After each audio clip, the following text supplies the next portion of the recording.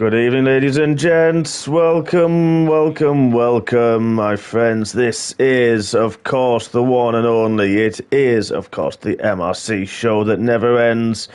And welcome to your Friday night entertainment. We are here for MRC-X action, as per usual, on a Friday evening. And we are here in the sun, by the looks of it, in sunny Barcelona, in Espanol.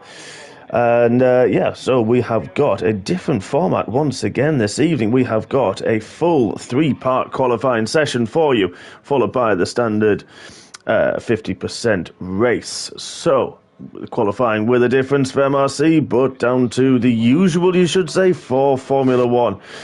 And that means that the first 5 drivers are going to be eliminated at the end of this 18-minute session. Who will make it through, and this is where strategy really kicks into play, which I'm sure we will discuss throughout this qualifying session with my man with me this evening. It is Mr. Consecutive, Mr. Consistent Tier 1 Elite Driver. It is Mr. LRL. Stefan, good evening, my friend. How are we? Good evening. To all of the viewers, thanks for introducing me, Mark. I'm glad to be back again in the comments box. I've just been here on Wednesday for the sports here, and now we have MRC-X with drivers from Maltese, and I'm looking forward to what they're gonna do in Spain. A very interesting and a very great track, in my opinion. Yeah, it is, isn't it? I mean, I slightly prefer the previous layout, the tighter turn 10, the tighter version of that I preferred, and then the chicane, which would be 14, 15. So, of course, the new iteration we've had all game long, and it kind of goes back to the old, doesn't it, with the old layout, missing out that final chicane in that last sector. But, I mean, I liked it. I quite enjoyed it. Interesting. You're the first one I'm hearing who says that. Like, usually people are relieved that the chicane is gone, and they prefer this new, or this old, this old layout with the fast right-hander. But it had a kind of a technical aspect to it. I have to agree. And now the structure of the track, the characteristics of the track have changed a little bit, because now we have just not so many slow corners, and now it's mostly mid-speed corners and high-speed corners. But no, exactly that. You're right. It is. It's a lot faster on average around this track, a lot shorter track as well now, of course, and lap times plummeting as we see a mix of drivers out on soft and medium tyres. If you do make it through to the final part of qualifying, don't forget you do get that extra set of soft tyres. So it's going to be interesting, as I touched on, that who's going to use, what tyres really throughout this, especially this first part of qualifying. Yeah, some people might take the risk and will be trying to qualify on the medium tyres. Some people say, well, I think I have the speed, I can do this. And after all, there's 5 cars dropping out, so it's not a short qualifying, so it's enough if you are a P15. And there are some guys trying it, like Kid Dynamite and Chris Bailey. I'm seeing there with very decent lap times on the mediums, and I mean, I know these guys, I've known these guys for so long, they are very fast. They can do this on the mediums, and I think this is what they are going to try to do. Yeah, exactly. Yeah, you're right. You may find out that you have, exactly as you say, that pace to get through on the medium tyres. You may see some of the elite tier drivers get through on the mediums, and then some guys potentially just going out on the softs towards the end of the session, just in case, if they need that that cut-off, aren't they? That top 15, and they're close to that position that they may try to go again just to make themselves safe. We have got a few people in the YouTube chat already. Good evening, Mr. Hills, who is on track. We are on board with, funnily enough, what I like his livery. I like it a lot. That is a really nice livery for Martin this evening, which we'll come to touch on a few liveries later on. Monster, good evening, my friend. Full qualifying. It certainly is a fun mistress. He's saying mediums seem to save some of the sets for the race as well. Well, yep, good point. That's what we're talking about there, exactly that, where some people will keep them for the race, or some people are going to, oh, Martin getting that dirty off the car in front, so he tries to finish his lap, and a 13.4. Good lap, actually, for Martin. And it kind of makes you wonder if he lost a few tenths. I'm not sure the car ahead, who might have been Scottish Ninja, could have been Woolmarks or Saviour starting their fast lap, but potentially held up a little bit. And like that dirty, you mentioned, of course, it's a lot faster circuit now, Stefan, but it means the dirty air, if you're caught behind someone, especially through this last sector now, is more prominent than it was before. It is an issue, and you might as well want to actually be a bit further behind the guy in front of you if you're trying to overtake, and if you are if you're faster, because you're gonna catch up so much in these last corners, and you have more grip. It really shows on this part of the track that you could actually lose speed if you are getting too close. So yeah, exactly. Which something to keep in mind. It's a complicated track. It is actually, isn't it? Track to drive on, I think it's people underestimate it. Yep, and we saw Don Dej there getting really all sorts out of shape through turn 7 and 8. Now coming through the same section is Scottish Ninja. Takes a little bit more curb than he probably would have liked through there. As Grant Monster's giving away all the secrets in the YouTube chat of what he's planning or what he would do if he was with us this evening. So he knows a few bits, done it a few times, the full qualifying. Well, Captain Nibs, well, Chris Bailey's gone quicker on his second lap on the medium tyres, so that's interesting. Just planning on potentially using them only for this part of qualifying, and then looking at maybe using the soft tyres through the next couple of parts. Yeah, so it looks like, I'm not sure, but maybe he has done a cool down lap, and then he went again, and there was still time to be found. Yeah, so you see, the medium is a great tyre around here. You can actually improve on your second lap still. You can, where we're on board with Liverpool and getting very, very twitchy through the middle sector, through 7 and 8 and 9 at the top of the hill as well. So really kind of struggling for balance. Goes very wide. Doesn't invalidate though, but yeah, that's going to cost him a lot of time. Not the best opening lap, you'd have to say, from Liverpool this evening, but plenty of time to improve. He still does a 13.2 when he's used a set of soft tyres, interestingly enough. Yeah, that mistake, that must have been 2/10 at least. Not only did he go very wide, he also lost a lot of speed and momentum. Yeah. Don Dej was in a wall, unfortunately. He's always giving 100%, always pushing. Oh, he does, doesn't he? You're right with that one. Very, very true. As we're on board with Stubalicious as he comes to end his lap on the soft tyres. What can he do? It's going to be in the 13s. It's a 13.5 for Stub on his opening run. Let's go further down. Dondage had that issue and lost the front wing. He is going to pit for a new one. G-Star, what can he do on his first run? A 12.9 for him, again on the soft tyres. So it's going to be interesting if they're going to maybe follow what Monster said there in YouTube, saying that the softs in Q1, same set at the beginning of Q2, and then just try to keep as much life in them as possible. So that's going to be an interesting one. See what people and the strategies people use, like I say, with keeping those soft tyres. Yeah, usually we're running a short qualifying, so that you would just use your soft tires. But in the full qualifying, of course, there's also some tire strategy involved, and you maybe you're gonna take the risk taking the mediums, or you wondering how many soft tires can I save for Q3, or do I do one run, or do I have to go for a second or a third run even? Yeah. No, you're right, and you'd have to.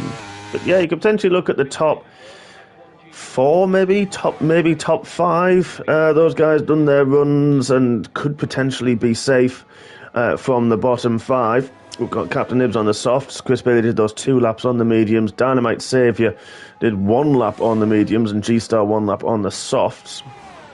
So they, in anything under the 13s, I think is pretty much going to be safe. Of course, we don't necessarily have a delta to work with. Ghost Rider's done a purple first sector. Good from him. Good evening, Dakon. But yeah, it's going to be an interesting one, like we said. There's going to be a lot of strategy involved, and that's what we're going to probably be referring to a lot through this session. As on board with Ghost Rider, he's got a bit of traffic ahead, which does move out the way smartly for him, which I think was a bit on an in-lap. Good lap so far from Ghost Rider. Of hasn't set the lap time now, and has actually decided he is going to leave the pits, which I'm surprised. Ant's actually left the pits. Surprise, surprise, shock, horror, everybody. I hope you're sitting down. He's left the pits on a set of mediums, not intermediates, on a dry track. Wow. I know. Great lap from Ghost Rider into P4. Very good lap. Great lap. Yeah. Ahead of G-Star and Liverpool on the same tire, so that's a very respectable lap. It is, isn't it, from Frank? Yeah, fantastic lap from Ghost Rider. You'd probably say he's safe on that one as well, and I think everybody really from maybe Womax on a 13.6 could potentially be at risk here. And may want to try to get back out on track. Doris has done quite a few laps on the mediums. He's decided he doesn't want that set for the race. Bitt and Smith have... Smith started the lap. He's done a second lap on the mediums. Carl's bailed on his mediums. So I think 13.6 could potentially be a little bit nip and tuck with the way that the track... Ant's bailed on his first flying lap. He's got quite a few cars coming rather quickly. Who is that? Let's go and try and find who is on the fast lap through this section. It is a very, very yellow car. It's something I would do that. I can't find who it is, actually. Not sure. It's a very yellow car, but we'll come back to it, and I'm sure we'll find somebody on a fast lap very soon. I think it might actually be. It is. It's Scottish Ninja. Outbroke himself as we go on board. Scottish Ninja into turn 10. Just tried to carry too much speed. Couldn't get the car slowed down. He has got time to go back in, recharge his ERS and go again. Womax is on a fast lap. He's on a second run on his medium tyres. How's he looking as he rounds the final corner? Oh, runs wide. Okay, didn't invalidate and gets it into 8th. So, I have to send a 13.3. Well, I thought that was invalid, but yeah, wasn't. Just. But he must have lifted off then enough. Then sometimes the game lets you get away with it. But yeah, Dakon said he didn't realise. Yeah, Dakon said he didn't. Dean, Kid Dynamite said he didn't realise you don't get a new medium set for the race. I wonder if you've picked a different. You should do. I think it depends on what setup you've chosen, which tyres you've chosen to use. But I'm sure you do still get a medium set for the race, even though you use one in quali. So I'm a bit surprised by that one, to be honest. I honestly thought you did. Yeah, usually you have. I don't know which tire allocation he has chosen, but I'm not sure. Usually, I'm always choosing the standard tires. Yeah. There's really no big of a point to do something else. I don't know what he's done. I think he should have done. Should have to set medium. Yeah, Martin's done the same thing as well about the tyres. I'm sure you do, fellas. I'm sure you do. Jimmu's improving on his lap time. Goes very, very wide. Oh, Ant's had illegal blocking. I think Ant's tried to move out of the way. He's currently in fourth with his lap time. Whoa, Jimmu. Wow, he's downtown Barcelona with that one. Oh, wow. Going to have to bail. I think that's going to be Jimmu for the session. Well, we said a 13.6 going to be nip and tuck. Scottish Ninja on a 13.6 as it stands in 13th position. So a couple of improvements on some drivers could really put him at risk at the end of this first part. No, that was a very stupid move by the game. Once again, Ant had just completed his lap, which was very decent, 112.8. And then he slowed down, but he was on the racing line, and then I think a car came out of the pits and they gave him a penalty straight away. So that was wow, that was crap. No, this game doesn't give silly penalties. Surely not. By now. Yeah, well, yeah. So Dundej, a tricky session for him so far. Currently in 20th. Hasn't been able to set a really fast lap time. We know he's got the pace. Car ahead of him will move out the way once it gets through turn 4. There it does. It goes, takes very evasive action. Not sure who that was. That may have been single track, not 100%. Captain Nibs has actually, interestingly, gone out of the pits again for another flying run. Surprised by that, but unless he's using the same set again. We're getting some good camera angles this evening. About time, at least something we've got right. Dundej, what's he going to do through the second sector? He is up plenty on his lap times, 10 seconds so far. Oh, very, very twitchy through turn 10 into 11. Going to cost him a bit of time. Oh, he's lost it! Oh, no!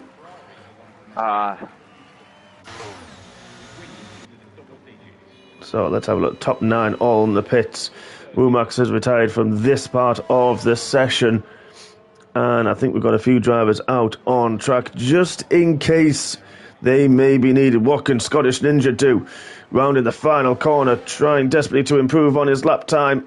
And he's bailed on it. He hasn't been able to improve. Could potentially be safe. What about Doris? Oh, on me, 2.5 tenths in the first sector alone. This could be a really good lap time that sees him safe into the next part of qualifying. No one now will be able to leave the pits. No one will be able to really set the fast lap time because we are nearly at the end of this first part of qualifying.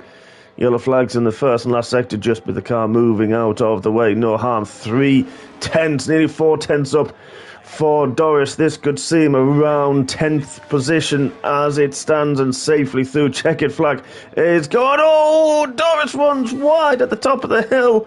Will cost him a little bit of time. But now pretty much a little dab on the throttle to keep the car in check and get the car turned. What can Doris improve to? He doesn't. Lost nearly 4 tenths after that at the top of the hill. But I think he's going to be safe. What can Jimmu do? He's the one of the last ones on a lap. So let's have a look with the American.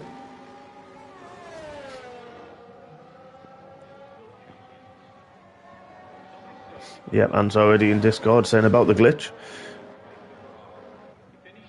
But he's still in qualifying, is Ant? He's through to the next part. Jimmu's improved again. This could be dangerous for Dakon. Could Dakon be knocked out? Exactly on his time. Yeah, it is. 1,000 is his advantage. Wow.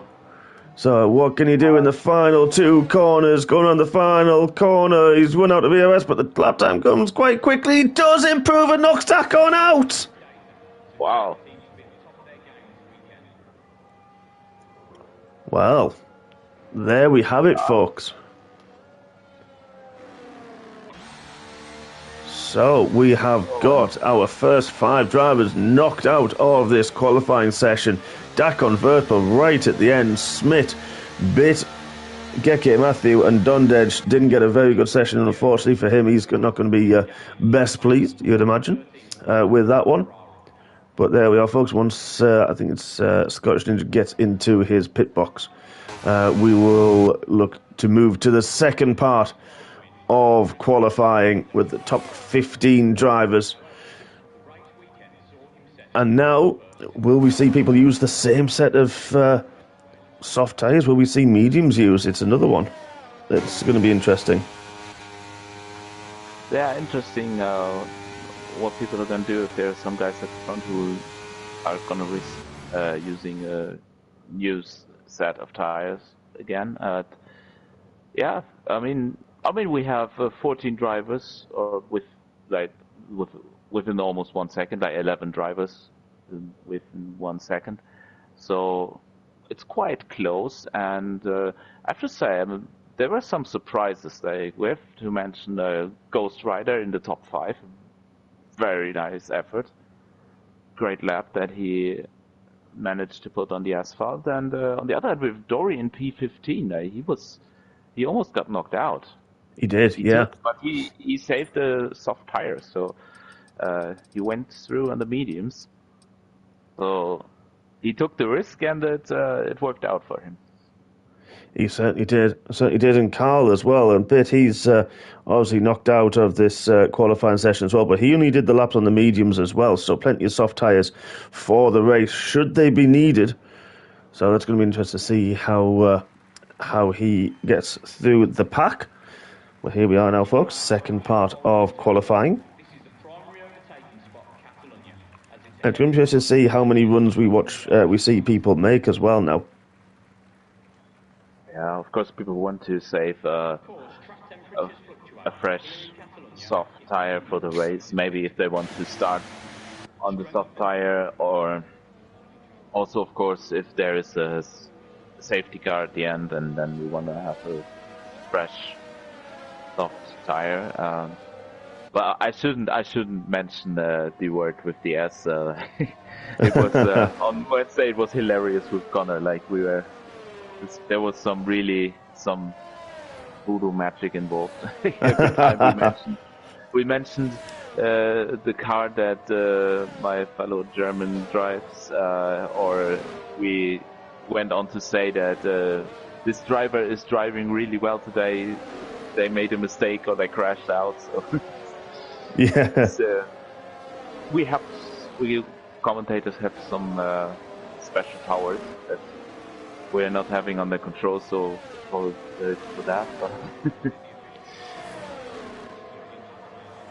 yeah, we are pretty good at that one, aren't we? It drives a few people a little bit mental. Yeah, it was scary.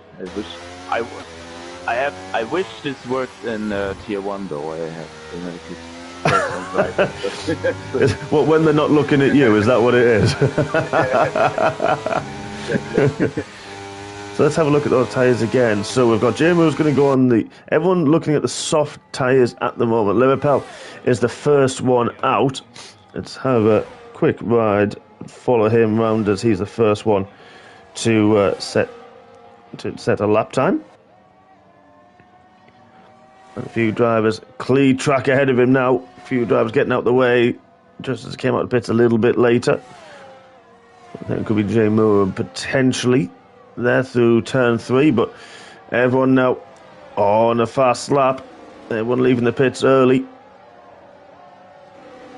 I think Martin's struggling. Martin's got a new. He's got the new DD Plus Pro Fanatec base now with a lot more feedback, a lot more torque in it, and well, he's struggling. He needs to go to the gym a little bit more, I think. Because he feels like he's already done a gym session and been on the pec deck. So that's his gym. Oh, Liverpool round turn 10. Oh. Struggling for rear grip at the moment. It seems to be that's where he's losing. Whether he's gone for a potential lower downforce setup than he would normally choose. On this part of the track, that's hurting you because there the rear wants to step out, and the grip tends to go away suddenly mid corner when you're not on when you do not have the ideal setup for this part of the track. So yeah, I don't know what kind of setup he has, but he seems to struggle there a little bit. But it's a tricky corner, I have to say. It is actually, isn't it? Wow, Captain Nibs again. Wow, I thought Chris had done a fantastic lap, quicker than we saw in qualifying 1 and Captain Nibs at 12.1. I think we are going to see lap times in the final part of qualifying just touching into the 111s. I have a feeling as the track ramps up and evolves and drivers get the confidence, they understand where the grip is, they know how the car feels, that we're going to see some very, very fast laps. But I'll tell you what we're going to do. Because we have a curse, because we're good at it, let's ride on board around this Catalonia circuit with the boss man himself, Mr. Martin Hills.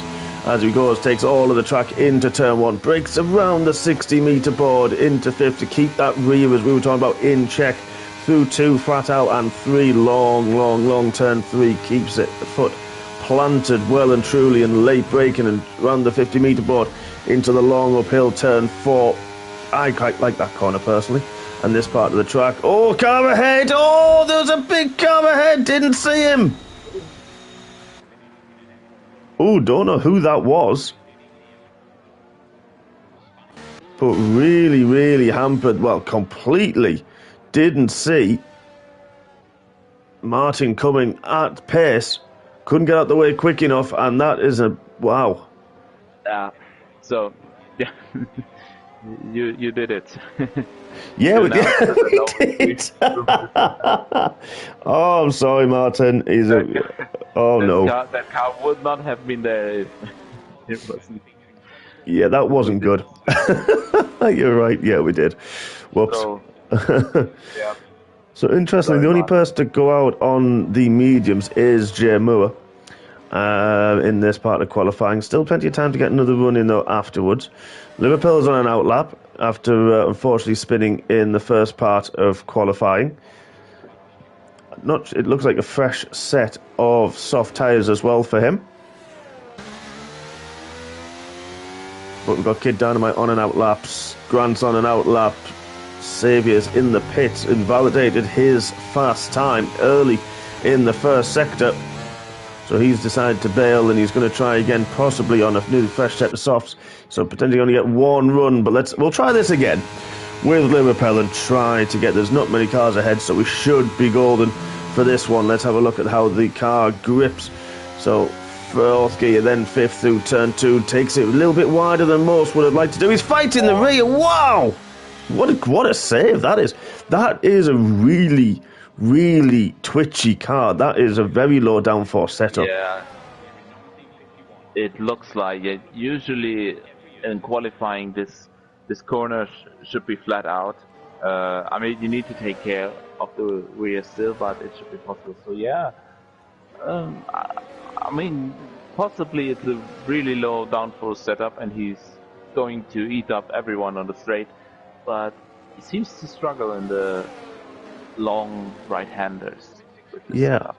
He does, doesn't he? Just anything that's a long corner where you need to get the power down, it doesn't like it. His car is not liking it at all. And he seems to be really, really struggling. So we saw him on turn 10. Oh, Grant again gets turn 10 wrong. Oh, he's not having a fun one. Grant, he'll have time for maybe 2 runs if he's lucky.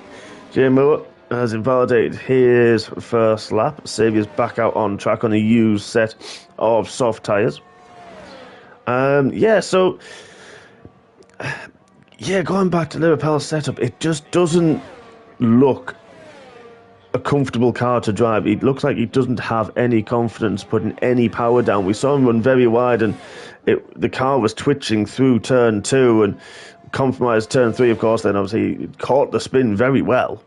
But we saw him spinning through turn 10 in the first part of qualifying, and he really is struggling where you need that rear traction, that grip through as you mentioned, the longer corners, where you want that confidence in the car as the weight moves as well. So that's an interesting. Wow, Tom Bell has said there's potentially 5 minutes till rain on his screen.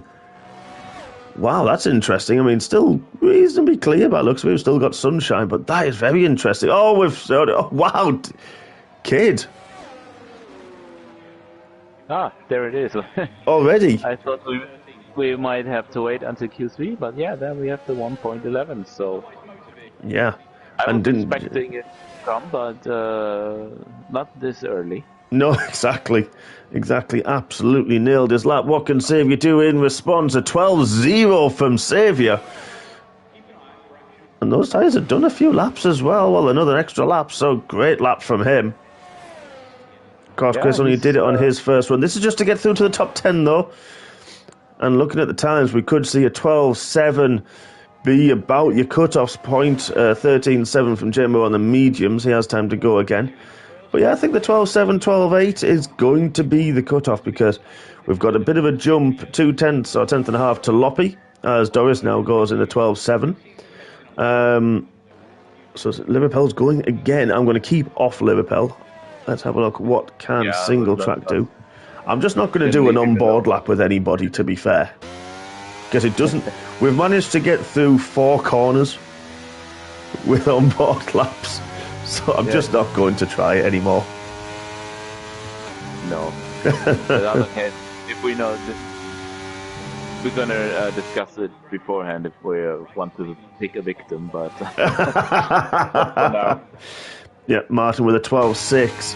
That could be nip and tuck. We've got 5 drivers within 0.016 of each other. 1600ths of a second of each other from being safe to being in 12th.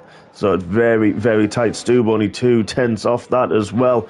So we're going to see a very exciting end to this second part of qualifying. Scottish Ninja Grant's on and out lap as well. Liverpool trying once again. Just needs to get a lap together. Unfortunately, now we're in Parc Ferme. Can't make those changes to the rear either. So he's kind of locked in now.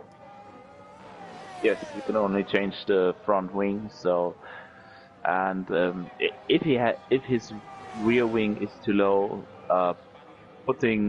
you cannot really counterbalance it with more front wing because it will probably make the car even more unstable. So choosing the right rear wing is very important. It is, and you mentioned obviously it's going to be very quick down the straights, but you need that stability, the higher speed corners, that stability of the rear. But he's managed to get through a lap, and what has he done with that lap time at 12.4? Should be okay, should be safe with that one.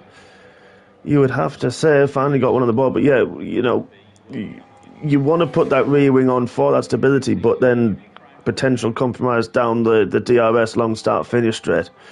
And you need that grip, though, really, to keep the car, keep the momentum going, keep that speed up through the corners, to have the confidence to put the power down early and keep that momentum going and keep the flow going, as what can Grant do at the end of his lap. Saviour's left the session. Oh, that's a strange one. Hopefully he gets back in before the next part of qualifying. What can Grant do? A 12.9, not good enough. And I don't think he's going to have time to do another one. Good evening to everybody who is watching, who's in the YouTube chat with us. Please don't forget to hit the thumbs up, the like button. Good evening, Dakon, Martin, Dean, Tom Bell as well. Good evening, Joe. Lovely to have you all with us and watching and supporting MRC as always. Yeah, Dundee did struggle a little bit. Oh, so Dean said it's been saying rain all session. Well, it's still... Let's have a look. Who's on the lap? There we are. Captain Nibs is out on track. That still looks reasonably bright to me. Yeah, for me too. So, sometimes the weather forecast is not only just not accurate, but just rubbish. So yeah, I don't know. Sometimes it shows things that do not make sense, like 5% chance of rain, and the symbol is a raining cloud. So. It depends on which one you look at. I've learned there is a knack to looking which ones you pay attention to and which ones you don't, and they don't always correlate correctly. But apparently to Dean, it's going to be rain of all of Q1. Well, that went well. But it's going to be a dry race, so that probably means that it's going to be soaking wet. I hope so. That would be fun. It would be fun, wouldn't it? Yeah. I mean, it's fine for us. We're here. We don't have to cope with it. Well, we're gonna stay dry. We're not getting wet, so but I don't think if if there would be rain, it would change a lot of things because I don't think many people are prepared. Oh, Captain Nibs. Oh, top of the hill. Managed to keep it out the barrier. So he'll survive through probably to Q3. Who's going to be on a lap? Ant is on a lap. He's put it into 7th. Oh, he has big time. Oh, outside on the top of the hill. I mean, Really that was quite a favourite point, we should say, really, to lose the rear up the hill. Yeah, it was. Yeah, so I think Xavier's back in. Good stuff. Story out, and Dean agrees with us that G-Star do? yeah, G-Star is currently out. That would be a surprise. it would, wouldn't it? It really would. Dean does agree with us when we said it'll probably rain for the race now. He reckons it's going to as well. So let's have a look. What can G-Star do? As he right, everyone about from 12. Well, everyone apart from Loppy on a 12.5 out on track, other than Scottish Ninja, who I think has run out of time, unfortunately. So everyone now trying to improve, and this is extremely close from Le Rappel down to Doris. Only 0.3 of a second separate the 7 drivers. So a little improvement could really make a difference, and we now have the checkered flag. So this is it. Doris is out. Scottish Ninja is out of the session. And now this is time where you would have to say Loppy Womack is a 12.5 in 8th. Super close. It really, really is. Ghost Rider's pitting. G-Star's down, and he's nearly lost the rear as well, so G-Star is going to be out of this session. Martin has bailed on his lap as well. He's in 10th. Watkins, Jim Owen can't improve too much. He's in 14th, so G-Star's out. G-Star is out. Martin has made it through by, less than a 10th of a second to the final part. So we are losing, surprisingly, G-Star, Doris, Scottish Ninja, J Moore, and Stoob from the second part of qualifying. Single Track's going to be, breathing a sigh of relief and massaging whatever little pigeon chest he's got. I'm sure. Surprise, losing G-Star and Dory is not what I expected, so... No. I'm pretty sure there will be some of the Dutch swear words to be heard in the party from all the Dutchies and Alex. If they are together in the party. That's not what I expected. No, not at all. Not at all. Luckily, Xavier managed to get back into the session. So, Captain, I'll tell you, the standout so far for me is Captain Nibs. He was fastest in Q1, third fastest now in Q2, with incredible lap times. Ghost Rider as well, fantastic lap times from him. So these are real standout drivers at the moment for me. Yes, they are, and it shows it wasn't just a tire advantage in Q1. Now everyone used the soft tires, and they're still up there. So yeah, hats off to them. They're really making the Tier 1 guys sweat.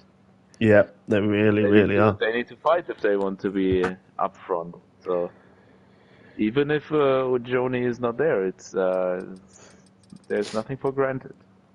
Well, with Ujoni not there, it makes it interesting. It makes it interesting, yeah. It's not a fight for second. Guys are coming in to fight, yeah. Exactly. I think they're going to be happy about it, to be fair. I bet they're loving it. I bet they are enjoying it now.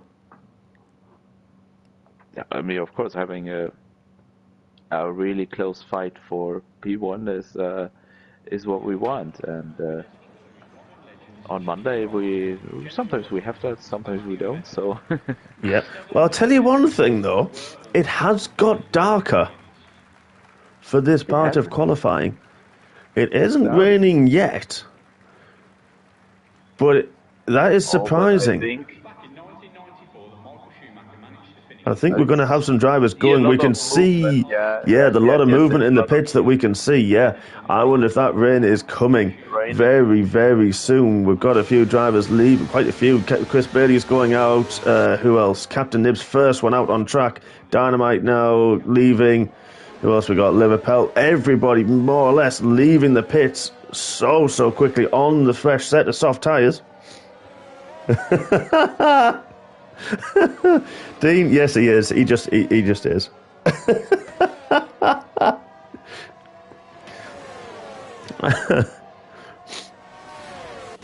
Oh, the rain is there. It has started to rain actually. It has. Good spot.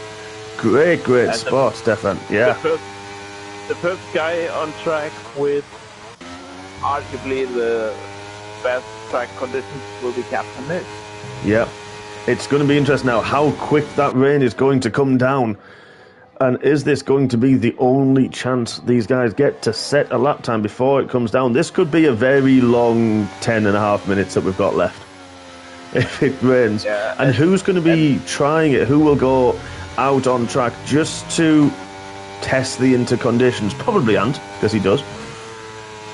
But... He always, you don't need to ask him to try out the internet. He's going to do it. He will, won't he? He certainly will.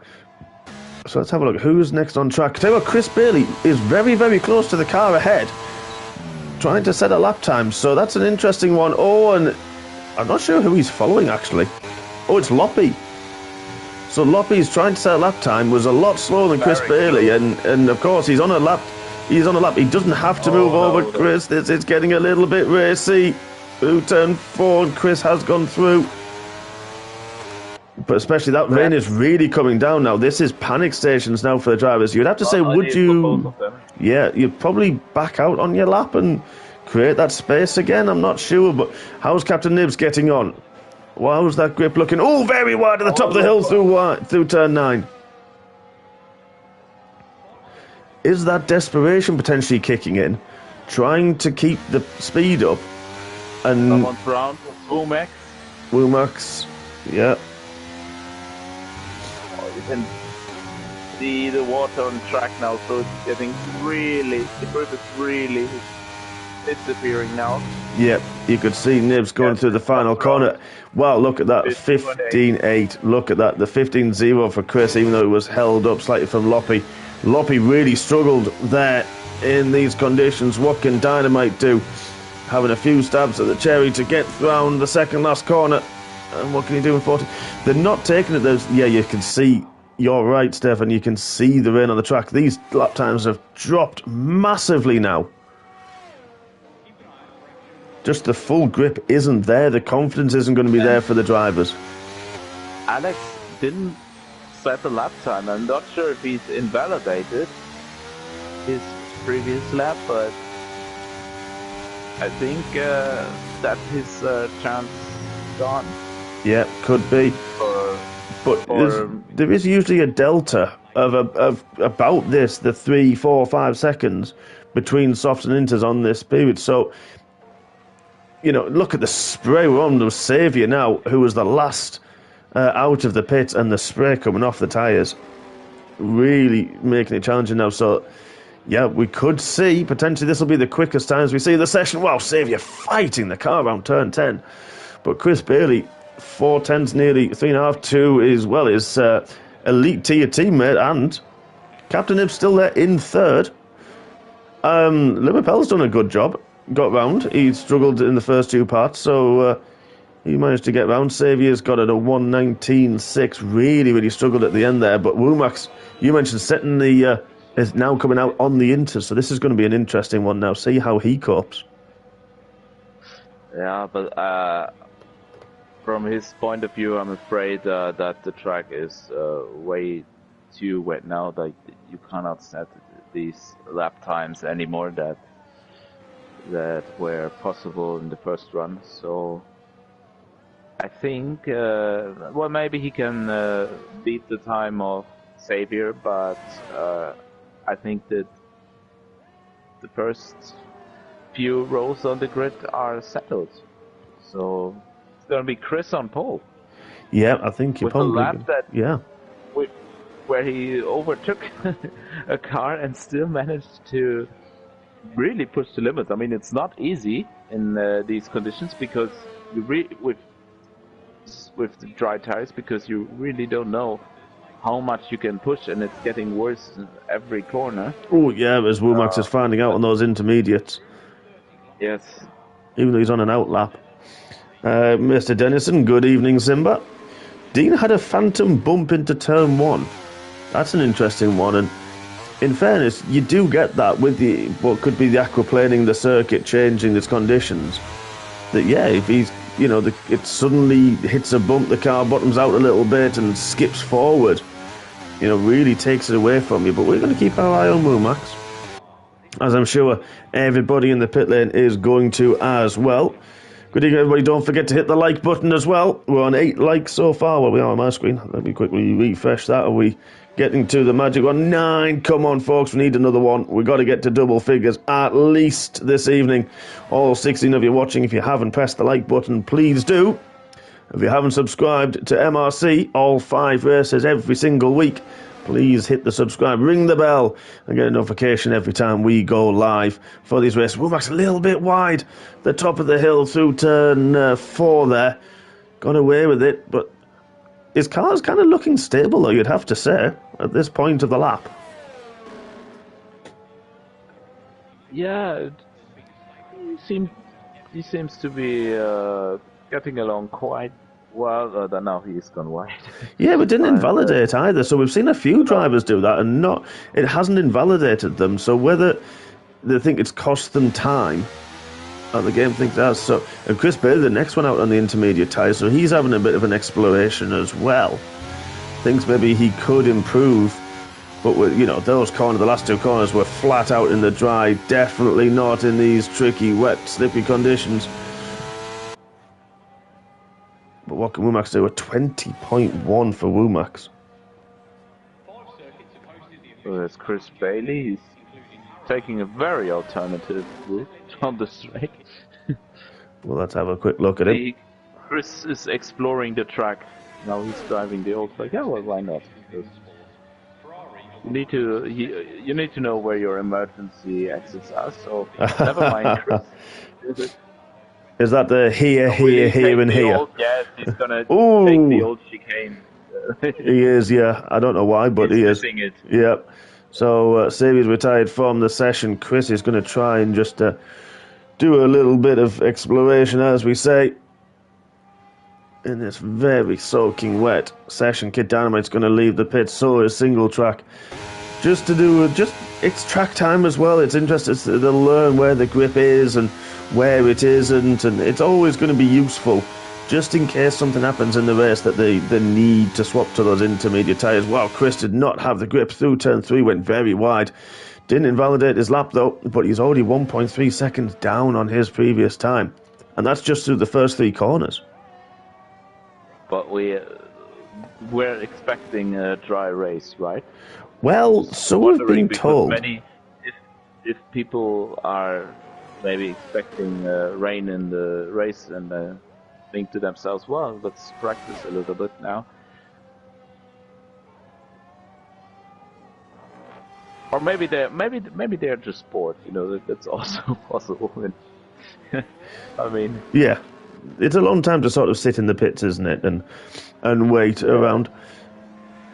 Ant's now in the YouTube chat while he is sitting in the pit lane, waiting for the race. Wow, Chris! Wow, that's a bit. So good evening, Ant. I'm surprised you haven't tried to go out on the hard tyres. To be fair, it is wet track, so So yeah, there we go. The drop off 5 seconds is the drop. So what's Kid doing? He's now going to start a lap, and I think you're right. That is going to be the grid with Chris Bailey on pole, and some of his championship rivals, Kid Dynamite, a bit further down, currently in 5th. Wow, he's gone rallying. Oh, nearly saved it. I don't think I've ever seen a drift like that in Formula 1.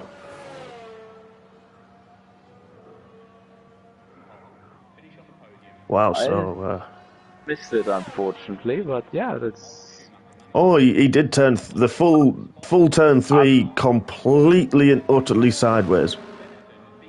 Well,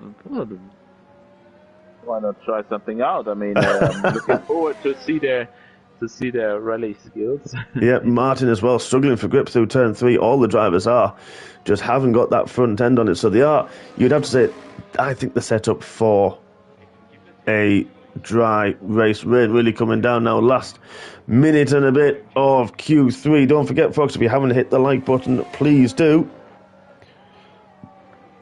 Thank you to Joe for doing that. Thank you to everybody for taking part as well. Don't forget to get involved in the chat. And here's a good question for everybody in the YouTube chat as well as yourself, Stefan. Who do you think potentially hasn't performed in qualifying who could be a dark horse in the race, and who do you think's really set qualifying ablaze and one to watch this evening? I think obviously Alex is one to watch. So he's down in P9, of course, but together with G-Star and Dory as well, I think they're going to be under attack in the race, and they will say to themselves, "Hey, this is not where we belong. We want to be in the top 10 and the top 5." So I think they're going to push a lot in the race, and they will put pressure on the guys in front of them. And well, one of the surprises is obviously Captain Nips, but also Single Track and Ghost Rider. A very decent performance from these guys, and it's even first row for Captain Nips because Ant has his grid penalty. Oh, of course, I forgot about that. I don't know how we're dealing with that, if there will be a restart or... I don't think there's much we can do. The game has offered the glitch, unfortunately. I don't think there's a lot we can do at this stage, but unfortunately not. But we will, of course, still take a couple of minute breather. I don't think we'll probably need as long as we usually do. Oh, Martin, wow. Just while the driver sets strategies up before the race, of course, the 5-minute interval that we've implemented this season, just to allow drivers to... I mean, there were a few mistakes this week, unfortunately, in Zandvoort, but that's be interesting. So Green Queen is supporting Captain Nibs. So good to have you with us, Green Queen. People are gonna get used to this break. Usually in other leagues that I have raced in, we always had a 5-minute break, and after some time it always worked, and people knew what they had to do or what they had not to do. And, but it was actually my very first race in MRC. I was expecting there to be a break, and then after qualifying I was sitting there, and I needed to go to the toilet. But then I saw the session is starting. I was like, "Hey guys, are we not doing a break?" And say no, and then I had to drive the whole race. I needed to pee, but that was not ideal. I have to say. I don't know how you did it. I wouldn't have lasted 3 laps. I'd be like, yeah, that's not happening. No. It worked out. Everything went well without any accidents, but well, that's all right then. Yeah, that was, on and off track. On and off track, yes. Every aspect. So we are going to observe the few-minute break. It is beautiful sunshine now as the drivers set their tyres and their strategies for the race. So a few little pointers of this track, of course. What do you think about Formula One coming away from this circuit? I think it's 2026, and that new one in Madrid. What are your thoughts on that, Stefan? Yeah, you're right. I didn't even think about it, but yeah, there will be just 2 more races on this track, and I have to say, the races in real life around here haven't been the most iconic races. To be fair, I cannot really remember a really famous race like in the 90s. I remember there was a famous wet race And of course, there was this crash between Rosberg and Hamilton. But so, and Verstappen's maiden win here, but and Maldonado winning here, of course. Of course, yeah.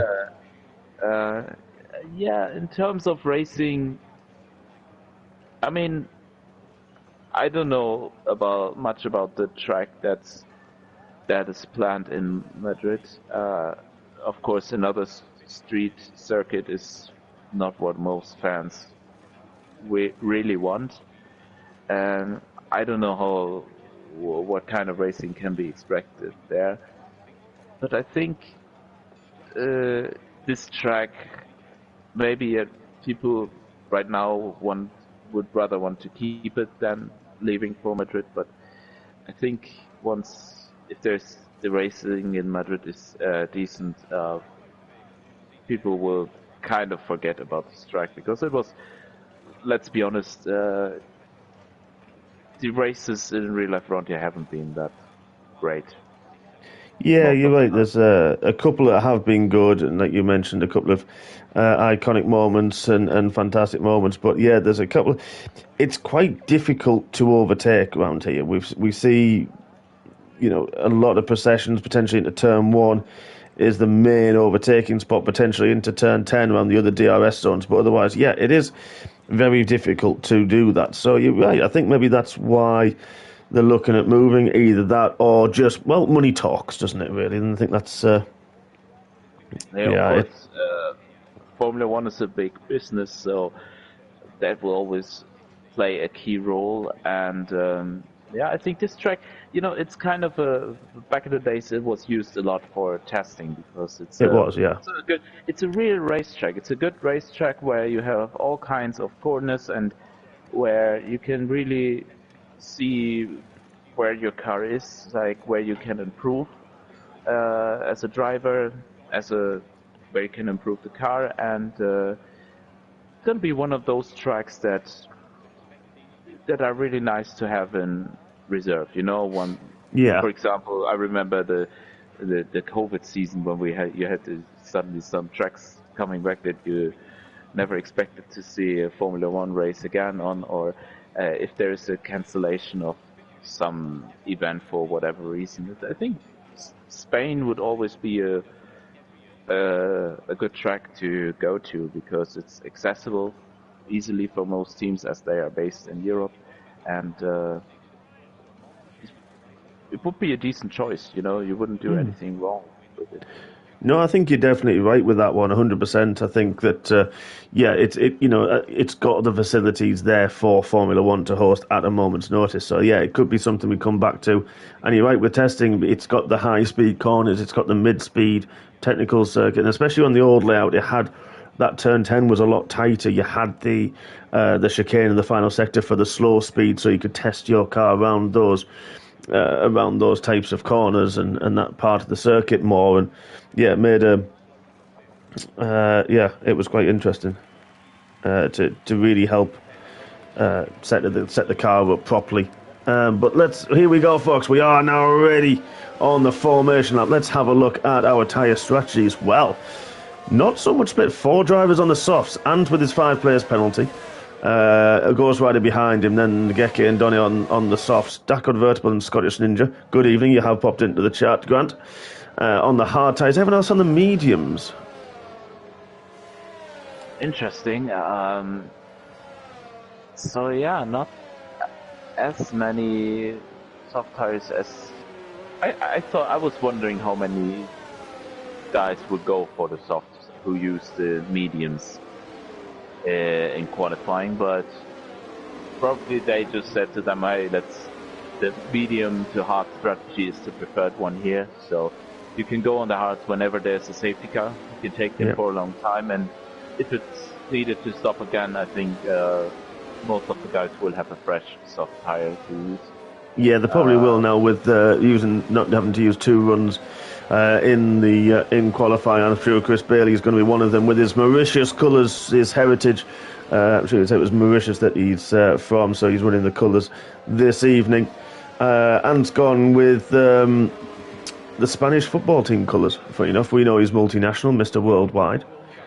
So he is running with one of the Spanish football team colours with the black and the red. But, Captain Nibs there, in second place now. I mean, we saw and we said, oh, glitching all over the shop there. I can't watch that. But yeah, he's, had a very, very strong session right on the back, if not faster in qualifying than Chris Bailey. And Chris said he has changed his setup for this event, so maybe just a little bit experimental for Chris, but definitely got the pace, and see if Captain Nibs can potentially hold up people like Le Rappel, like Dynamite as well, and see what Ant can do coming through the field. What can Xavier do from 9th? What can G-Star do from 11th? And as well as all the, of course, the drivers further down the field. Where is Dunded? He's the last one there. So, one-stop strategy it's showing. Soft to mediums or soft potentially to the hard tyres. So you'd think the mediums to the hards are going to be the standard option for everyone else. Everyone can park, but Stoob, you are useless. There's always one that can't park a car. He can fix them, can't park it. Right, here we go, folks. MRC-X time. 5 red lights, and MRC-X, we go racing, and they're off. Good start from Chris Bailey, good second phase. Captain Nibs glitching left, right and centre, but a good phase. Look at this, Le Rappel and Kid Dynamite side by side. They're trying to go either side of Captain Nibs into turn 1. All fair, everyone's backed out very, very nicely, but that's Le Rappel, I think it is, trying to get through. He is on the inside of Dynamite, on the inside now, and does get through turn 3. Great move from him. Oh, there's a crash at the back. Oh no. Oh, big crash. Oh yes, we've got Scottish Ninja round, Stoob's round, Dacon's round. Smith's got damage. I think Carl was caught up in that as well. Oh no, he's actually gone through it as well. Dunded's up 6 spots already. Ghost Rider and Single Track lowering down. They're side by side through 7 and 8. Xavier and Single Track, these two hard and fair drivers. Xavier does get through in the end. A lot of movers and shakers already through this first lap. And that collision with Dacon, Stoob and Scottish Ninja. Yeah, after turn 2, some guys got tangled up with each other. There was some contact between the wheels, and then I just saw cars spinning. Ooh, Captain Nibs very, very wide through the final corner. That's allowing Kid Dynamite the run to the final corner. No DRS yet, but it's not needed from Kid Dynamite. Oh, Captain Nibs breaks late and loses the lead nearly. Wow. Good save from Nibs, but that was, well, there's late braking, and then there's where Captain Nibs decided to hit the brakes. Yellow flag again. Dory's round. He's in the gravel. Oh no, not a good start for him. Not the ideal start to the weekend for him.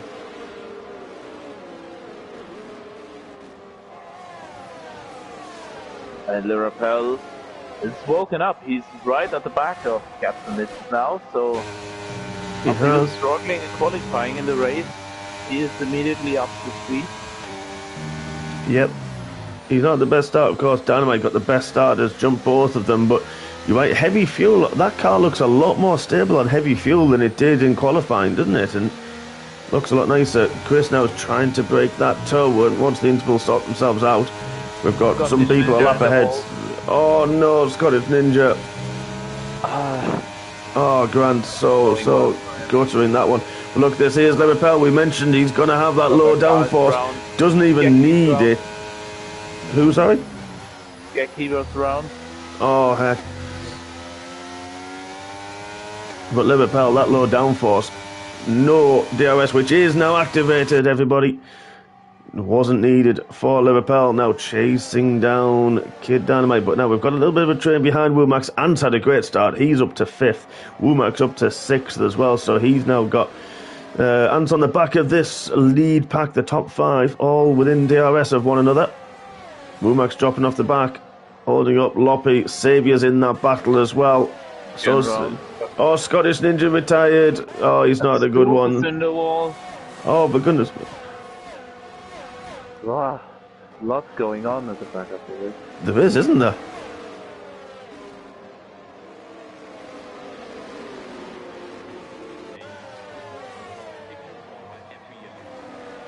So we, yeah, don't know where to look first, but Chris has broken the DRS for now.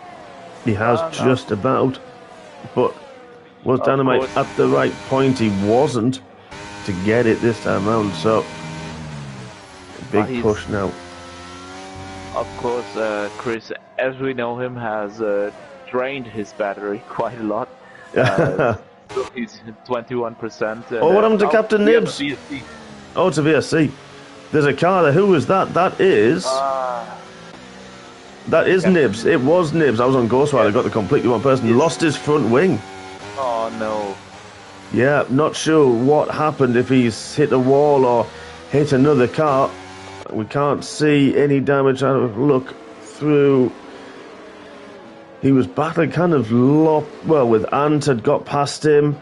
Womax is okay. Everyone looks okay. Not sure what happened to Nibs. May have went wide through turn 2, possibly, because of where they were on track before it came out, or had a half spin. Collected maybe the inside wall in turn 3, lost the front. It's going to be interesting to see if anybody does try to pit and get off, especially the soft tyre runners. Let's have a look at them, actually, and see how they've made a move. So Ant started on the softs. He's into 4th. Now we're going green already. That was a very short VSC, wasn't it? It was. It's just half a lap, even, so... We used to have been probably a lap or so, 3/4 of a lap. That was very, very quick. Sometimes it's a bit less, so not always the same, though. It's Xavier passing Loki. Yep, there he goes. DRS is back activated. But Captain Nibs having to pit, losing that front wing, started second. Horrible first 5 laps. Jackie's round again. Oh, the Dutchman not having fun this evening. No, he's ended up in the old chicane. Oh, no. Not the layout anymore, unfortunately. It's not. So, Captain Nibs has gone to the soft tyres, trying to make his way, so that's a 2-stop for him. And we know it is a tyre whisperer. He doesn't use any life out of his tyres somehow, because it's Ant. But he doesn't, and neither does he use ERS. He's got a full battery, and he's sticking next to the guys at the front. So right now he has an advantage, and his tires should be fine for the moment as well. So as long as he doesn't take too much out. To attack, or if he just says, "Well, let's stick with the guys as long as I can stretch my tires."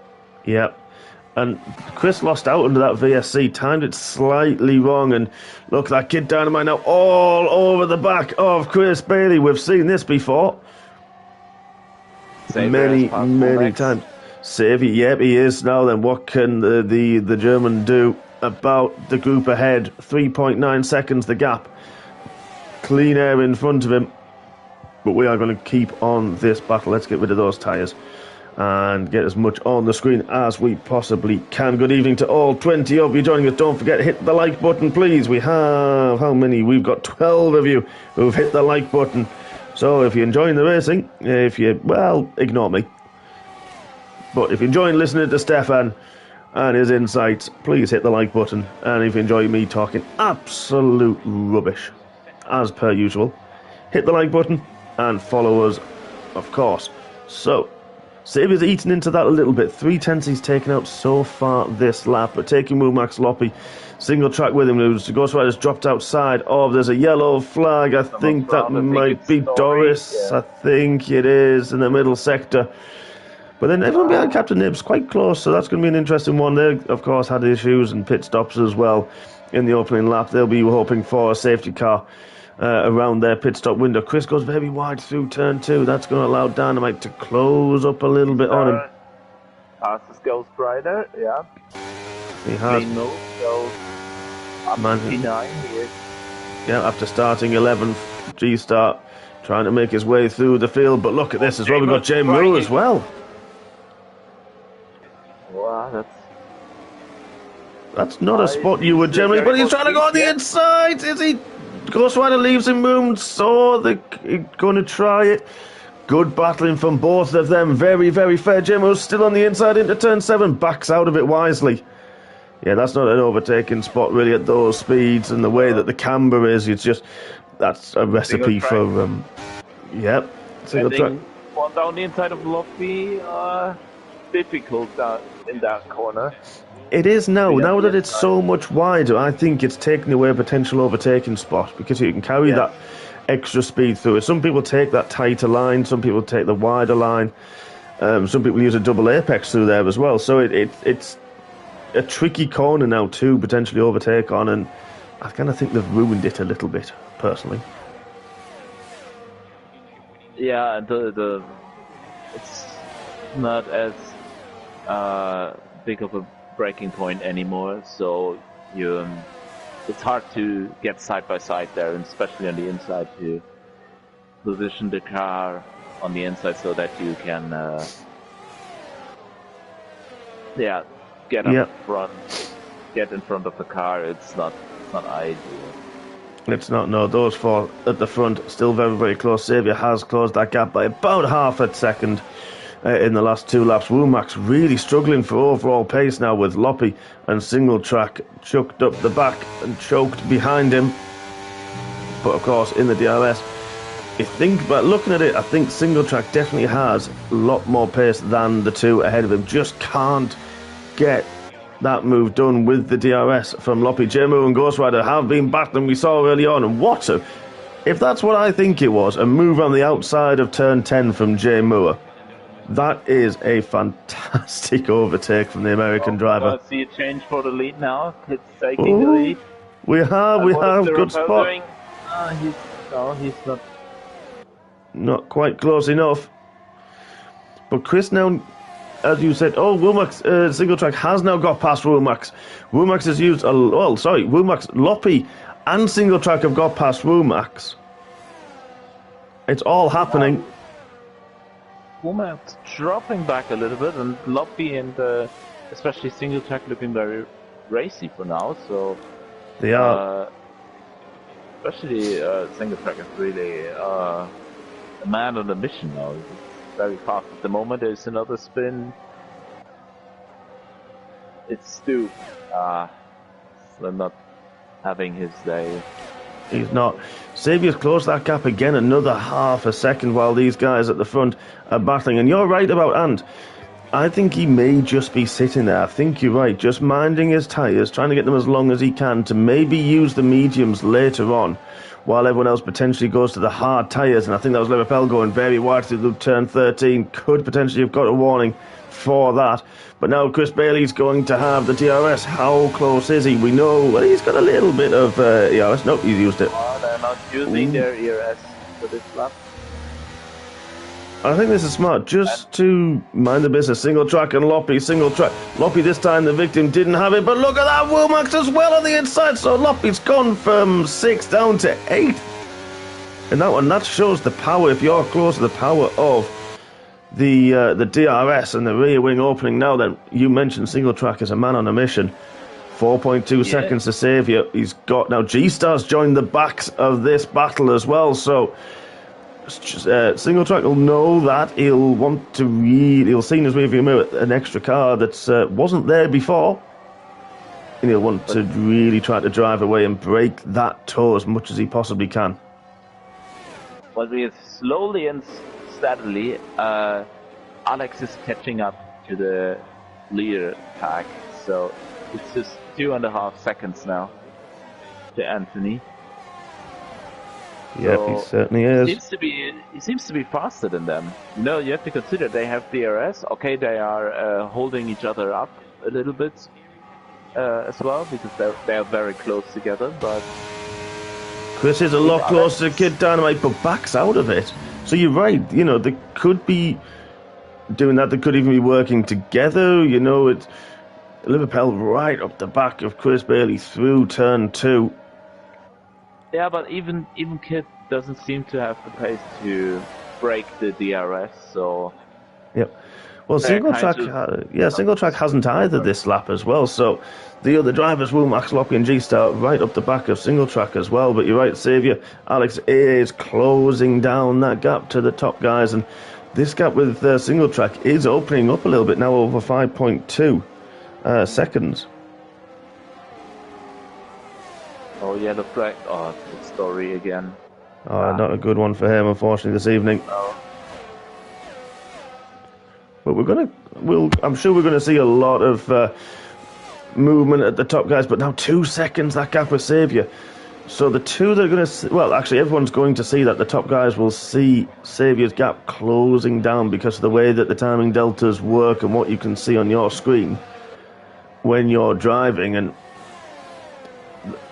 I think the one who's going to... Well, the two probably that'll panic most with that, I think it's going to be the top two, seeing that gap with Xavier close. I'm just taking a look at the ERS, and I've seen that he basically has a full battery, so he's really controlling it, so he can go even faster, I think. And while Chris is not having that much left, so I think it's kind of controlling the pace at the moment. And I'm not sure if he can break the DRS, but he can make sure not to get passed for the moment. That is very interesting. Yeah, as you say there, to control that pace, to keep those guys behind them just far enough behind that they're not close enough to make a move into here, turn 10, into turn 1 as well.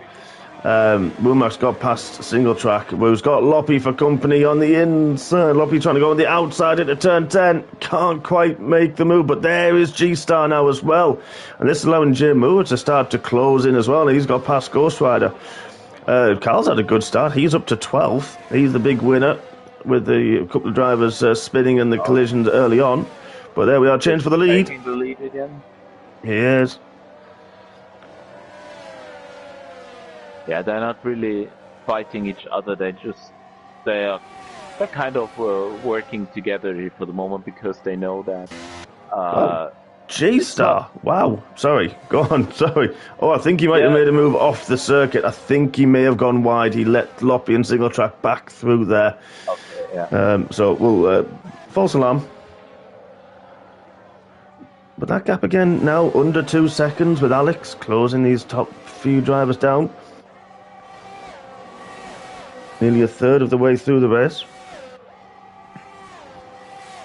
Yeah, I think at the moment Alex is the fastest driver in the field. Yeah, at least it looks like that. I think you're right, and just quite happily just... I don't know if he's using a lot of his ERS or not. Again, we try not to show that too much. But just casually catching up at his own pace, trying to keep the tyres in, and he's going to start getting to that dirty air. I think the guys in the groups are close enough to be underneath that dirty air, but now when you get to about 1.5, 2 seconds, that's when the dirty air really starts to kick in. And tell you what, Jay Moore's got some pace. As single track Loppy are battling, Womack's, his tyres must have gone through that graining phase that we know the mediums do, because Womack's got past single track and is now 2.6 seconds ahead, and it's kind of cleared off into the distance, and he was struggling early on. We said that the guys behind had a lot more pace than Womack's, and it's come back to him. It has. Now he's got a bit of breathing room again, and the group behind him, G-Star is still sitting at the back of the group. Over second hit. Liverpool has got past Kid. Yep, Kid's having a look back on the inside of turn 10. And Chris has taken a huge advantage, and he's broken the DRS. Yep, so Liverpool done him a big favour there. Welcome to... so Kid's first to pit. First to bail on the tyres. Interesting. Yep, Maybe so we're going to... well. Yeah, so let's have a look on tyres. Oh, Xavier speeding! Alex. Oh, wow. So I don't know if you're watching, but there is a new gentleman in MRC, Chris 05. If you're watching, welcome. As you may see, we are racing at the moment, and we will get back to you with messages very, very soon as we finish. So Dynamite Xavier on the hards. Ghost Rider's gone to the medium tyres, interestingly enough. I'll be interested to see if he can take them to the end. That should just stretch those 18 laps. It'll be hard, I think. But this is the pit window from the softs, isn't it? We said between 14 and 16. They will do that. So the mediums, I think, are going to drop off. It's going to be interesting to see the pit that and Xavier have come out behind Bit. And on fresh tyres, Bit is not usually the type of driver you want to come behind because he's awkward. And he is very good at defence. He can really position the car. Bailey's pitted. Liverpool's pitted as well in response to Dynamite and Xavier pitting. Oh, Dynamite's now got through on pit. Probably wasn't held up as much as he could have been, but Xavier has been. We know he's got that 5-second penalty, but this is still for position. Now. Yeah, Xavier losing a lot of positions. Now then, Dynamite coming down the pit straight. Where is Chris Bailey? Where is Liverpool? How is that going to affect things? I think it's going to be Chris is just coming out the pits. Where is Chris? Chris is there. Where is Dynamite? Is he ahead? Chris is. So, Carl has really affected Xavier and... Xavier is going on the outside against Liverpool with the golden tyres. Oh, yeah. So, Liverpool hasn't got the grip yet. Wow. Oh, it's a safety car. Who's that? That's Stu. That's gone. So, this could be a blessing for Ant, for Womax, for G-Star, Single Track, and Loppy to come in the pits. They will lose to Chris Bailey, but I think Ant may. Let's have a look. This is perfect for Ant. Absolutely perfect. To pit. Ant is the new race leader now, and he will have the advantage. Wow, interesting. The undercut was really effective. Xavier passed Liverpool even though he was held up in the whole third sector by a bit, and it is what I told you, really had to lift off in the final corners because he was just too close, and still he managed to get past, so...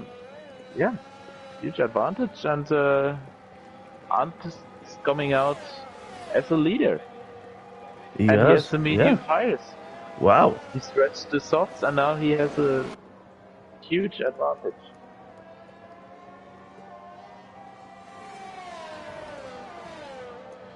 Apologies, had to send a quick message to our new joiner in MRC, so hopefully he's going to be with us and with us for the long term. So sorry about that. Yeah, it's great to see new people coming in by watching the stream. We just had someone having his debut on Wednesday, literally 1 or 2 hours after joining the server. So, yeah, if you join the league, you're gonna get the opportunity to race. Yeah, there are seats up. Than you think. Yeah, there are a lot of seats coming up at the moment throughout the 4 tiers that we have, and of course accommodate pretty much everybody, whatever your assist levels. So if you are looking to join the Formula 1 League, please do join the Discord League. I think is in our description on our YouTube channel. So do click and follow that. And Chris Bailey, once he's dispatched his teammate, he hopes, and we have another 18 laps around this Barcelona circuit, he will contact you later on. So, but yeah, you're right. It's just people's commitments change, don't they? And this time, we have got the new game coming at the end of May in approximately 10 weeks' time, something like that. You're right. That's pretty soon, actually. It is. It's getting earlier. Yeah, it really is. Wow. Dakon, terrible humour. You just focus on driving. But yes, you're right.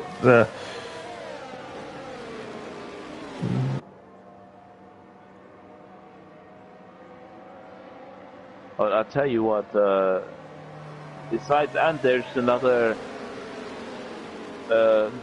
guy winning because of his safety car, and this is Dory, who can unlock himself and who now has the chance to maybe have a better second part of the race.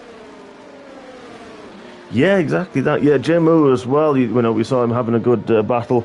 That battle with G-Star managed to get past single track as well before the safety car. So, yeah, Doris is looking to hopefully come back through, and this is going to help him, as you right, Geke Matthew as well. Xavier is going to have that 5-second penalty. It's going to be interesting to see if he tries to pit again, maybe for a set of soft tyres later towards and take that hit later on in the race, or if he hangs out and see what the gaps are further along. But yeah, Liverpool, he's lost out quite a lot, hasn't he, Liverpool, through that round and where everything kicked in. Did he pit again, actually, Liverpool? Did I miss that? He has pitted again to a new set of mediums. So I missed that. Yeah, there's 2 stops. Yes, you're right. That could, yeah. Interesting. I mean, there are some cars that you need to pass in order to be back at the pack. Oh, that's a late call. Sorry, late call for the safety car to go in this lap. So then, Ant is going to back the pack up. And when's he going to go? He goes early. He goes before the final corner. Top 3 go with Xavier caught napping a little bit, but not the top 3. Xavier really has been caught napping, but it's all good, all fair. On the run down to turn 1, what is Womack doing? Is he going to have a look at Xavier? Decides not to, but seems to have really good straight line speed in that red and yellow car for Womack. Doris has got past Geke Matthew as well and breaks into turn 1, so let's see what Doris can do, what speed he's got. Hopefully Dacon was paying attention rather than writing in YouTube. I mean, we do appreciate you taking part, of course, but you're driving. I mean, it's hard enough being in the commentary box and driving. Never mind being able to type. But let's now have a look at these gaps. And Chris and Dynamite have already broken a second gap to Xavier, second as well to Womack, who's got G-Star for company, who's going to have a look on the inside of the turn 10. Not quite close enough, but he does because he hangs it there. Womack goes wide to give him space, but now got the inside line. G-Star's trying to hang around the outside up the hill of turn 11. Can't quite do it, and turn 12. So Womack's fighting another day. G-Star takes the curb, so this is allowed single track to get on the back of him as well. Yeah, that has unsettled the carpet, and now he needs to take a look into his mirrors because single trap. Yep, and Liverpool further back. Have the straight line speed. Liverpool is going past Jamer, yes. So that's first position gain for him. Yeah, so G-Star holds on, but with that battle, that's cost Womack a lot of time. To the cars ahead, but look at this Liverpool, J-Mo as well, and I'm not sure who the other car is in that. That's Loppy as well, battling almost 3 abreast through turn 3 and into turn 4. That's J-Mo and Loppy. Wow, J-Mo just holds on round the outside. Loppy got very, very close. J-Mo didn't get scared, tried to. Well, I don't know what Loppy was trying to do. There was a lot of room. He knew the car was there, but luckily no contact. Xavier's just got back into that DRS window, which is going to be activated now. The end of this lap, but look at this behind Loppy. We've got Carl Edens. That's Carl on the inside of Loppy. I think there may have been contact the way the Carl's car reacted. Ghost Rider's now gone through, and look at this behind. This is Captain Nibs Captain on the comeback. What a move! Wow. That was a Formula 1 car's width on the inside, and Captain Nibs managed to fit an F1 car in that gap. Look at this. Chris Bailey's still going. Kid Dynamite now a second further back as well. He's now in that dirt. Yeah, but look at this. Loppy, we've got a car on the outside. Who was that? That's Nibs has gone through on Loppy. What a move, Captain Nibs. Absolutely flying. Where is he finding those gaps? I don't know, but this further back we've got Dak Convertible. Now he's got out of the YouTube chat. He's now battling. Look at this is like Formula 3. This is Formula 3. Never had Formula 1. Who's that? That's gone wide. I think that was. I don't know anymore which one it is. I think Loppy is gone. Loppy's dropped from about 8th and 9th down to 16th in all of these battles.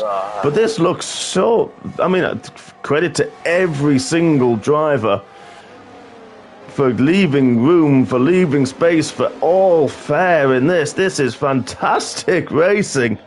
Wow. Loppy's lost another place, and now Loppy's dropped back. Oh, he has.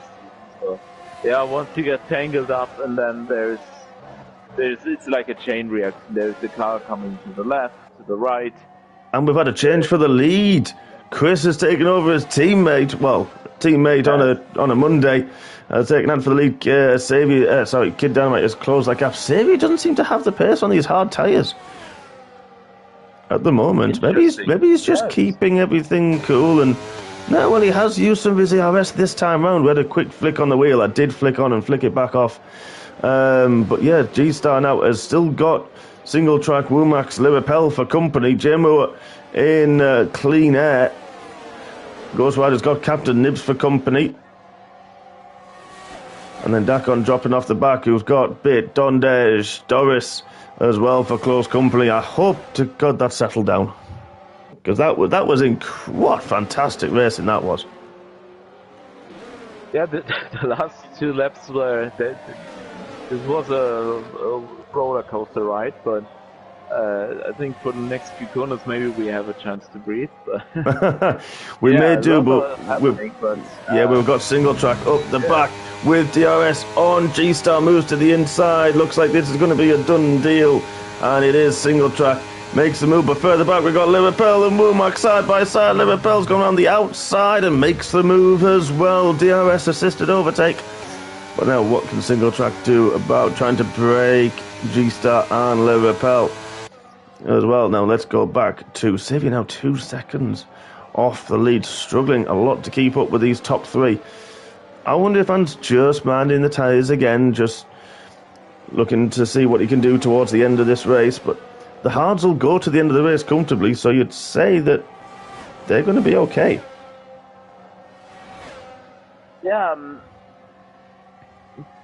I thought that Ant would maybe be able to break the DRS, but that didn't happen. I'm not sure if he's saving the tires as you thought, or maybe he's just missing his worn 70% soft tires. I don't know, but yeah, let's see. But for now, they are setting the pace, the top 3, and I think they are thinking some of that. They are thinking strategically at the moment, so they're not risking everything. As G-Star and single track goes side by side again. Yeah, I think that's going to be. I think Doris. Oh no! Lirapel's coming on the inside. Wow, there is as well. We've come back to that one. We missed the first part of it, but single track just. But there's Lirapel through the inside of turn 4. This will turn. Lirapel does get a move, and now Womack is on trying to have a look at single track on the outside. Can't make the move. So now Lirapel has passed the group, and he would try to close the gap. Yeah, they've dropped so much time now to save you 5 seconds again off the back. But when I look at the back of the grid, it looks like as if Loppy has some serious issues, so maybe he has some front wing damage, even because he has dropped further back in 7 seconds to the pack, so there seems to be some kind of issue, unfortunately. Yeah, it does look like that. I think you're right. And Dondi. Kid Dynamite. Oh. Sorry, you were looking at that one further down. I was just quickly cut up to Dynamite, getting past Ant, and nearly the overspeed. Nearly misjudging the gap to Chris Bailey, but all's okay at the front. And now Dynamite back on the charge once again. Dundage, is that? Oh, Dundage, he has. There was a crash. Someone completely misjudged his braking point, I think, and I'm not sure if it was Donde or if he was taken out, but they were battling 3 cars and he has lost his front wheel. Yep, he has. He's lost a few of those, unfortunately, this evening. Well, maybe the stewards are gonna have to take a look on that one. I couldn't really see what happened there. Yep, potentially. You're right. Saviour's now closed that gap slightly. Just about a second to the top three. He's going to very soon be within the DRS, and that gap opened up with Liverpool, but not managing. And it's another one of these tracks, like, I can't which track it was now, which one I'm thinking about. I can't which one I'm thinking now. We've already been there. Anyway, this season where well, a bit like Jeddah really, you can get through somebody with the DRS, but then it's so difficult to break it, as we're finding out with single track and Liverpool side by side through turn 2. Oh, I think there was a little bit of wheel banging contact. Just enough room was given from Liverpool, only just, but this allowed Womack to have a look.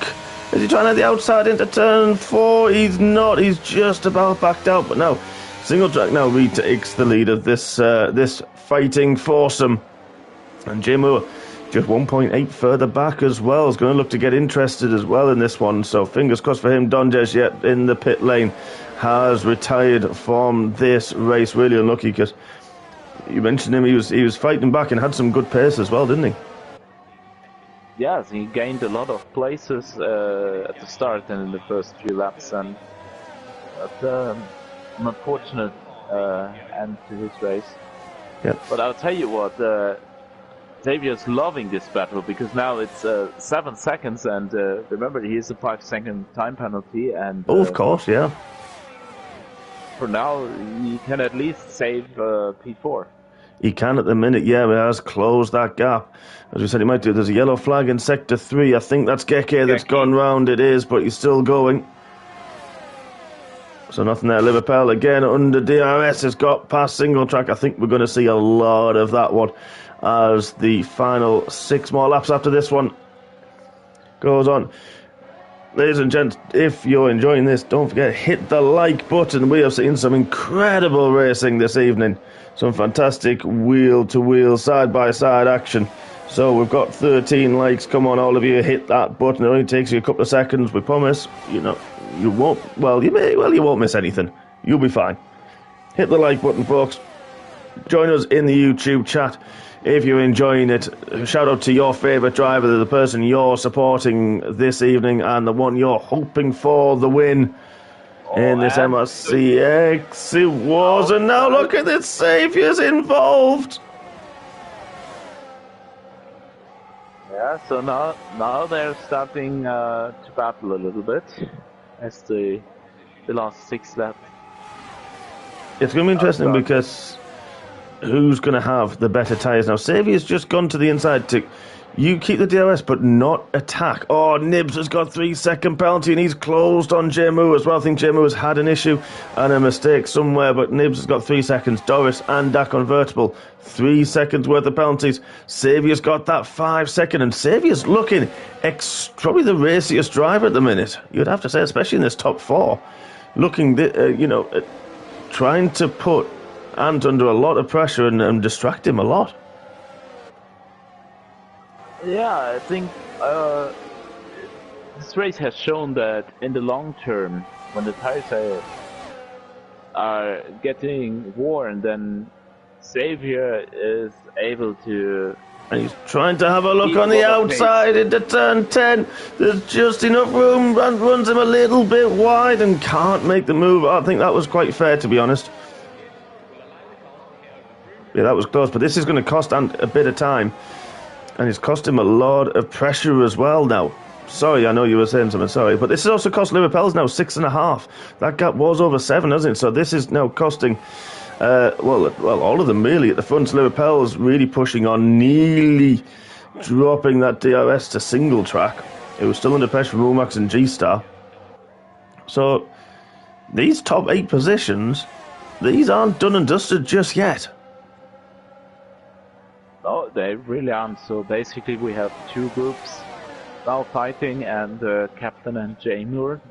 So exactly. As of now, these are the guys in the top 10, and yeah, but you shouldn't forget we have we have 2 groups of drivers in MRC, so uh, elite drivers, and what is how's the second group called? Challenger. Challenger tier, and I thought, who's leading the Challenger tier? I think that's Captain Nibs and Jay Moore. I'm pretty sure. Yeah, it's them. Yeah, Are battling with that one for the honours for that category win. But still 9th and 10th overall, which is in fantastic driving from those guys. Absolutely superb. And that's the whole point of MRC-X as well. Yes, you have your your championship. Here's Dynamite, though, trying to have a look at Chris Bailey for the lead. Dynamite, huge amount of ERS left. Just saved it behind Chris. Let him burn it. Let him control the pace and saved it. And now, what can Dynamite do with that gap with 3 more laps after this one remaining? But you're right. The top 8 are all elite tier drivers. But then it's a complete mix further down. We've got Bit in 11th is elite tier. I'm going to say Doris. I could be wrong. Loppy is definitely elite tier as well. And I think the rest are challenger tier. So the main battles further down the field are, tier based as well, which is fantastic. Ghost Rider trying to get past Bit as well. Oh, they are. I think that is Doris. Oh, it's a virtual safety car. I bet more, especially the top 4, their heart would have been in their mouths so much with that one, hoping and praying that it wouldn't have been a full safety car. But they got away from it. Well, maybe Alex would have liked it, but he's not pitting now. Oh yeah, wise decision. So yeah, I think you couldn't really pit. I think it would hurt Alex more than anybody if it was a full safety car. And we're not now because we've got 2 more racing laps after this one, so we won't see a safety car. It would have been a very, very quick safety car and probably wouldn't have allowed Geke to get to the back of the pack, unfortunately. But we will see it go green very, very soon. This will help Chris all the drivers just to save that bit of EOS should they need it to get their tyres. And I think it's flashed, so it may be ending the virtual safety car very soon. I think that's what it means when it flashes. Doris is DNF'd in the pit lane, but we've got Speedy. Have I just seen the safety car come out? I'm sure I've seen the yellow car come out the pit lane. And if it is, surely it will go in at the end of this lap anyway.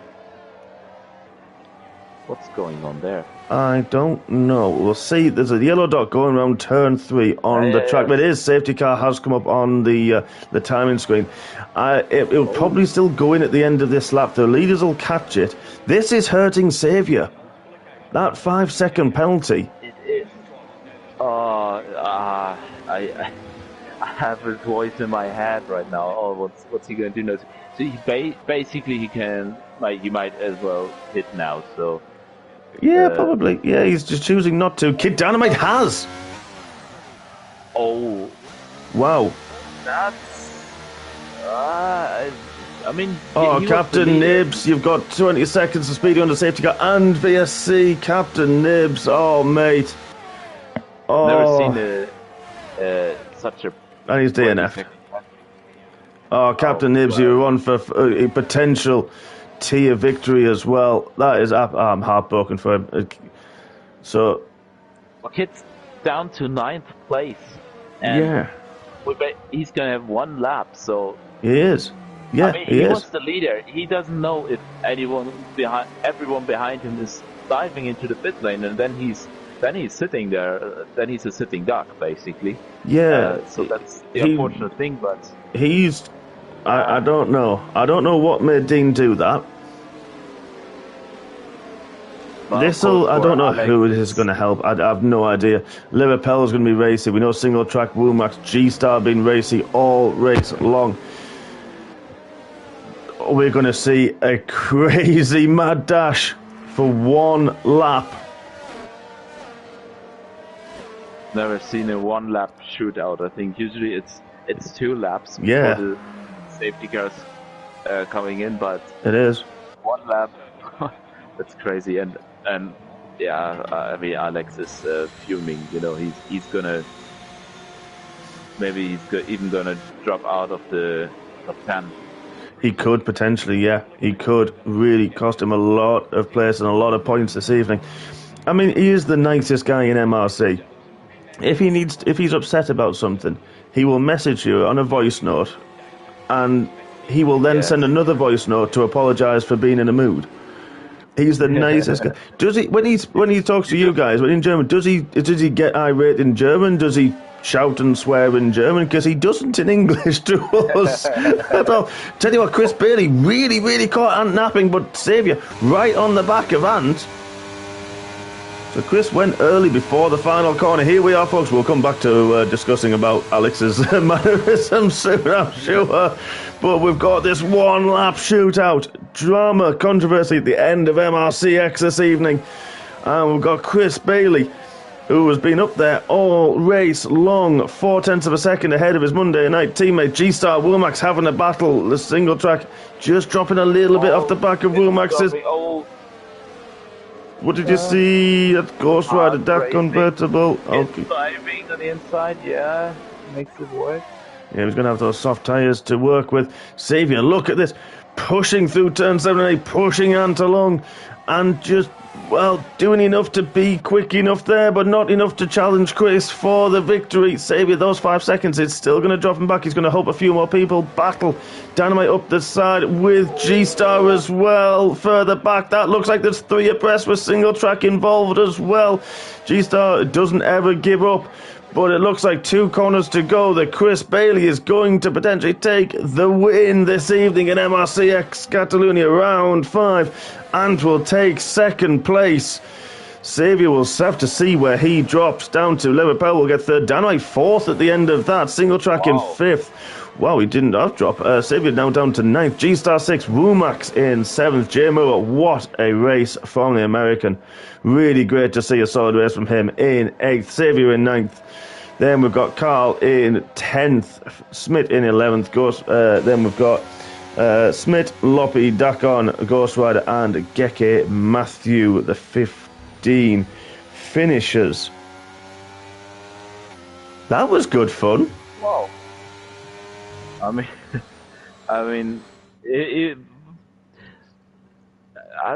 what an ending, yeah. I mean, like this race.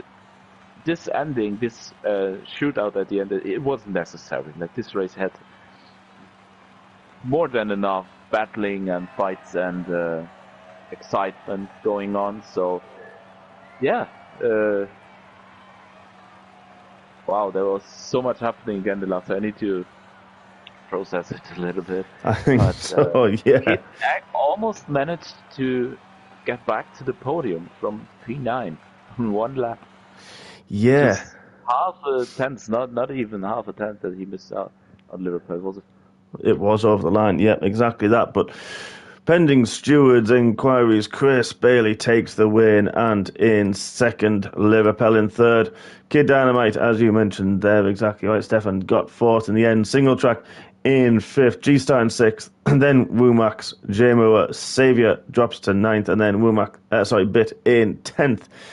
Smith in 11th, Loppy in 12th, then Da Convertible, Geke Matthew, Ghost Rider are the finishers. Captain Nibs, unfortunately, towards the end, had a lot of penalties. So unlucky for him, having a superb race. Doris, Dondage, Stoob, and Scottish Ninja all DNF'd as well. Well, we didn't really look at... I know we normally look at liveries through this, and we kind of...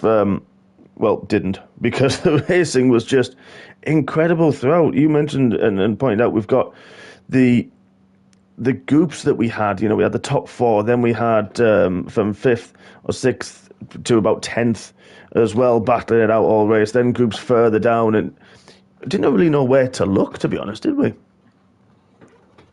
No, it's you're right. We didn't get to talk about deliveries. I had to say that I really liked the one from G-Star, but unfortunately I couldn't really pay attention to all of the cars. So yeah, well, I mean, what a race! I mean, now I have to say I'm really excited about Monday, and join the guys there, hopefully. See, I'm thinking But the opposite now. I'm seeing how fast some of these guys are for Monday, and I'm not looking forward to it at all. you gotta be optimistic. So it's Well, I'm going to yeah, rest my ankle a little bit more over the weekend, and hopefully back to a bit better fitness than I was last time out. But fingers crossed, we'll see how that one goes. And yeah, but I mean, I quite like Chris Bailey's liveries, and like Dan Saviour's always nice. And I like Martin's livery as well, so I've kind of with those ones. I couldn't even give a driver of the day as well because we saw some absolutely incredible fights and battles that were all very clean, all very respectful, and gave space, gave room, and just incredible driving throughout from majority of the field there. yeah. I think many drivers had their, no matter if their final result was successful or not, had their moments in the race. You know, their in a positive way. So they had the moments to shine where they had a nice battle. They had made a great move. I'm thinking about, for example, Captain Nissi. Like Yeah. he was great in quali. Then at the beginning of the race, I think he overpaced it a little bit and was a bit late on the brakes. And then he had a crash and he was out of the fight at the front. But then I remember his insane moves in Sector 3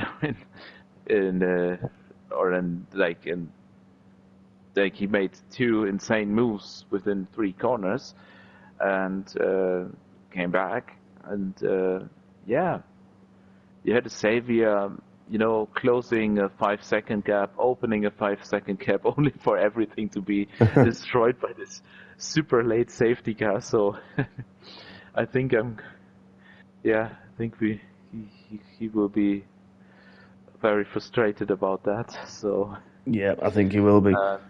there are many drivers who impressed me a lot today, so it was great to watch. It was. It certainly was. So all that's left to say, really, folks, is thank you for everybody taking part. Thank you. If you haven't hit the like button, please do. And thank you all for joining in the YouTube chat. Thank you to all the drivers for putting on a fantastic display this evening. And Stefan, it's been a while, my friend, but pleasure to share the commentary box with you once again. Yes, it was definitely. I feel the same. It was great to be back up here with you, and I really enjoyed it. Yeah, we will be back Monday evening, 7 p.m. for the expert tier, and then followed by the elite tier as well at 8:45. So, from Stefan and I, and from MRC, enjoy your weekend, everybody. Thank you so much for joining, and we will see you next week.